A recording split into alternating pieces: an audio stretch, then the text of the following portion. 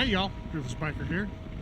Just rolling out on a Monday evening ride with Dre, and thought I'd get an intro done before I meet up with him, because as we know, I don't really talk a lot when I'm riding with somebody that I'm connected with. So yeah, got the word today that they are going to demolish the Mississippi River Bridge at Lansing this fall. I'm a bridge guy.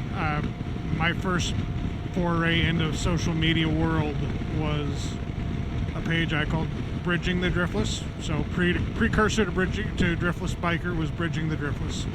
Those who know me, who've been around a while, know this. I was bored during COVID, started chasing around bridges because they were replacing one near my house that has some family significance to me. And I was looking at the old steel bridges that are, iron bridges, wrought iron bridges, that were being demolished and destroyed and removed, and what was left. Started out with that river, and it quickly blossomed into the bridges of the Driftless region, particularly the through truss bridges, which are the ones that you get steel over the top of your head as well as beside you. As part of that, my most successful post ever on that page was about the Blackhawk Bridge, the Lansing Bridge. And to see this just absolutely breaks my heart. It is a beautiful structure. It is a historic structure. And it's going to be gone. Yes, they are trying to make the new bridge reminiscent of the old bridge. It's going to be wider. It's going to be a better bridge when it's all said and done. Don't get me wrong. But it's just another piece of our history going into the scrap pile of our transportation history in this country. And it sits wrong with me and a lot of other people. I mean, I'm not the only one that feels this way. But it's frustrating. You know, they say one thing and do another. It's just politics, but it just sucks. Enough bitching. It's a gorgeous day. It's a little warm, but it's a gorgeous day. Went camping with my wife this weekend. There was a dedicated gluten-free food truck from the central Iowa, Des Moines area that was up in my neck of the woods. Marquette McGregor, which is next to Marquette, which would be directly across the river from Prairie du Chien, Wisconsin, for those of you who don't know.